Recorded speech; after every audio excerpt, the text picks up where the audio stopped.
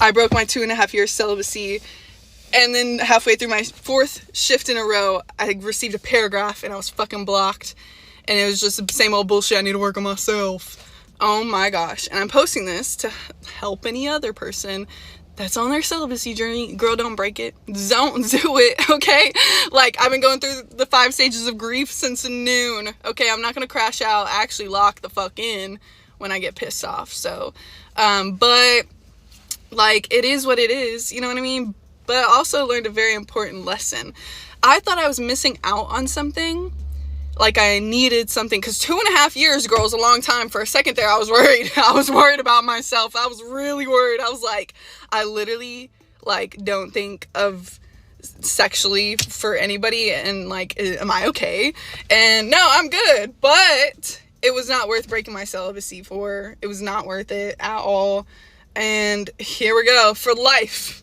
For life. Where's the nunnery? Where do I go? Where do I sign up?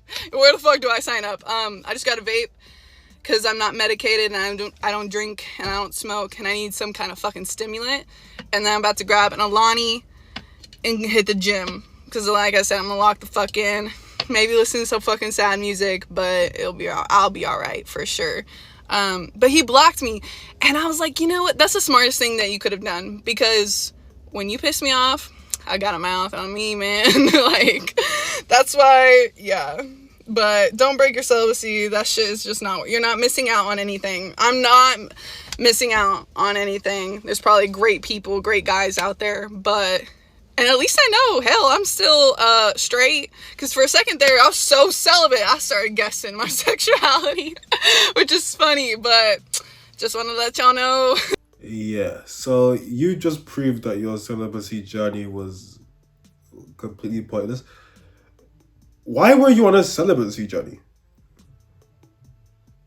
Were you trying to self-improve? How did you go on a celibacy journey and then the first guy you dealt with just ghost you, just disappeared?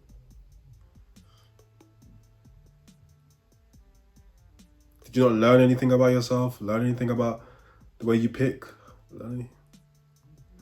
No. When we hear celibacy journey as men, red flags, automatically we start thinking, what the hell were you doing that was so bad that you need to be celibate? You were that much of a demon that you just need to stop completely now? And because there was obviously no learning, no self-reflection, no therapy, no nothing, she just went straight back into what she'd probably been doing before she was celibate, which was picking the wrong guys. This how true it is, y'all. I don't even like to come up here and tell my business, but like I promised y'all, I'm going to give y'all a message every day. And today's message is, ladies, stop dealing with men that don't want to do nothing for you. I don't care if that's your husband for 10 years, 20 years. I don't care if that's your baby father of 3, 4 kids. And I said that's how true it is, because this person on my phone that's calling me that I don't speak to no more don't never want to do nothing for me. And it so happened that I was making this video and he's calling. And I don't care if you see this because you're dead dragging it. But like I was saying, I'm on my way to go put money on my card or whatever so I could pay my rent. But I decided that instead of just paying 1 month, I'm going to pay 2 months of rent because my baby birthday is in May. But I was just thinking about it, like, I don't want to talk to nobody. Like, I just really don't feel like talking no more. I've been was on that, but now I'm overly on that because a lot of stuff is coming up. Like my baby birthday, she turned 2. I'm paying 2 months of rent ahead of time. Like, I just bought me a bag, as y'all know. Like, I really wish I could go to the mall and go buy me another bag. But I feel good paying my rent because priorities first. That should also be the message for today. But ladies, us females, it's expensive to be a girl. Like, you got to pay for hair, nails, feet, waxes, laser, whatever you get. It's expensive being a girl. So imagine having to pay that plus your bills. I just don't feel like a man that don't want to help and I just feel like a dude that don't want to contribute to your life but want to talk to you, that shit is scary to me. It's real life scary. You see this girl, maintenance done every month, bills paid every month, but you don't want to give her nothing? That's confusing. What you want to talk to her for? So ladies, know your worth and add tax. Don't settle for the bare minimum. Don't settle for less. And don't settle for just anything. Get what you want. What's the price, man? What's the price? Put a price on it. Oh, what's the price? Prices going up. Come on, lad. Why waste the time? Put a number on it. At least we know what it is before we start engaging. Like, damn. You want to finesse your way into a relationship, then start talking about money, start talking like this. Put a price on it. Put a price in your bio. How much you want to put? You want 500 a month? Do you 500? 600? 1,000? You said 1,000? 2,000? Whoa. Whoa, you do the 3,000? Okay, you're getting two prices now. That's crazy. But put a price on it. Just like how the women say, oh, if men were honest with what they actually wanted, women would respect it. Maybe men will respect it. If you just put a price on it. Hey, I go for 200 a week. Yeah, to be with me, I need 200 a week. At least the men will know what to expect. And the only men you would get would be men who understand that. There'll be none of this would happen because you put a price on it. Don't be smart. Don't be smart. You a bitch. You a bitch at home. You left your phone. You left your woman.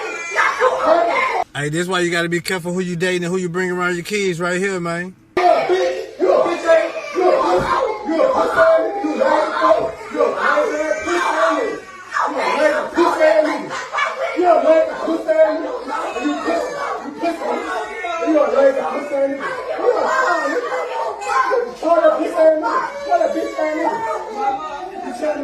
Say, man, been here. Don't it feel like two 9-year-olds arguing? Even if this child is disrespectful and you're a stepdad and you've been disrespected, you ain't calling a 9-year-old a bitch ass nigga. What's he supposed to be? He's supposed to be a crib. He's supposed to have 25 J's. He's supposed to be 6 baby bubs. Oh, get it. So this experience talking. In my personal opinion, I think she need to clarify some boundary lines. She needs to lay some boundary lines down so each one of them know what the fuck is going on. And then second, well, really first, I think there is no possible way I can see myself arguing with this much aggression with an 11-year-old. Period. Never ever. Never should it be. Never thought of. It ain't gonna happen. Period. And then second, she need to lay down the law with, hey man, why you sitting right here arguing with a grown man? Why you sitting right here arguing with a grown man? You go over there and sit down, I'm gonna take care of it. I'm gonna go over here and I'm gonna talk to him. Hey man, you got too much aggression to be dealing with my son in that kind of manner. He got a daddy for that. Now don't get me wrong though. I'm gonna get on him though about the respect level if the stepdad is the one there paying the bills. So let me get on my son about the respect level and make sure that he do respect you and pay attention to what you do because you are doing for us if it goes that way though. And then for him, hey man, you got too much aggression in you when you dealing with my son. Don't get me wrong, I know he's a boy, but say he's 11 years old, bro. You moving around like you ready to kind of you finna say them. I know that. If a nigga moving around me like that right there, man, say I'm gonna go ahead and throw the first punch. No, you ain't finna do none of that around me. So I can understand where little man come from, but that's a monster right there. That whole situation is a monster, man. But I think mama gotta lay down the boundary lines because mama hold the power. Mama hold the power, and stepdad is supposed to enforce that. That's just the way. That's how I feel. Yeah, I completely agree. And this is one of the issues of dating a woman when her child is a little bit older. He's already been molded into, he's not who he's going to be, but he's already had these bad habits ingrained in him. 9, 10, 11 years old. Ideally, you'd want to date a woman when her child is 2, 3, so you could raise that child and mold him into, a good boy, a good man. The child is clearly, obviously disrespectful and has issues. And the mother needs to check the child. But the stepdad is also emotionally immature. And you can just see that by the way he's going back and forth with the child. Really and truly, you should, maybe you say 1, 2 words with him, you point at the mom, you say, deal with your child, deal with your shit, and you walk away. I ain't dealing with this shit no more. I ain't doing you disrespect me. Walk away. That's it. That's like the normal interaction. You're out here calling a child a bitch ass nigga. Oh, no, you's a bitch. Well, I mean, he's like dead. I mean, well, imagine if he was like, you's a bitch. You's a bitch. Fuck nigga. And you just backed out some. That would be crazy. That would be absolutely insane.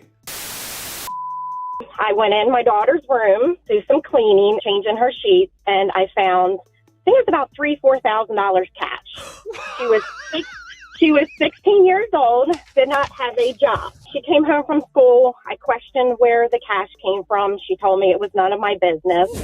And meanwhile, my daughter's screaming at me, telling me to give her the money back. And I said, I'm not giving you the money back because I need to know where this money's from. If it's stolen, long story short, police officer shows up in my door 10 minutes later. She said I stole her money and wanted me arrested.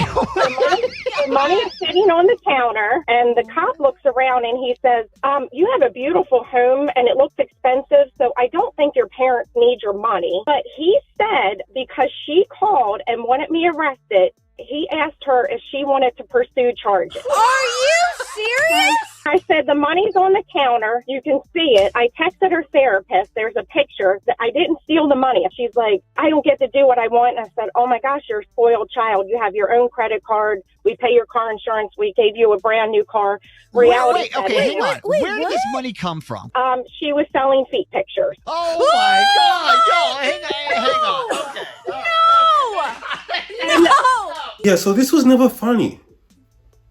Maybe it's just me. It's not funny. Why would a 15-year-old have $4,000? If it's a boy, I'm thinking criminal. If it's a girl, I'm thinking something sexual. It was never funny. It's never ever funny. It's quite obvious that she was just soliciting something. I don't really get this. But selling feet pics at 15 is absolutely insane. She has her own therapist, her own car, her own this. She's spoiled, and she has to still sell feet pics. Boy, you got a demon on your hands. Guys that say big.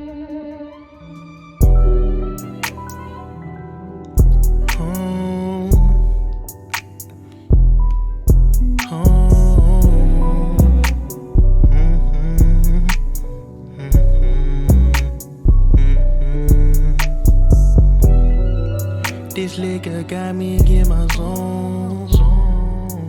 Now I'm blowing up your phone. Blowing weed, smoking the ozone. I just can't let this go. This liquor got me in my zone. Now I'm blowing up your phone.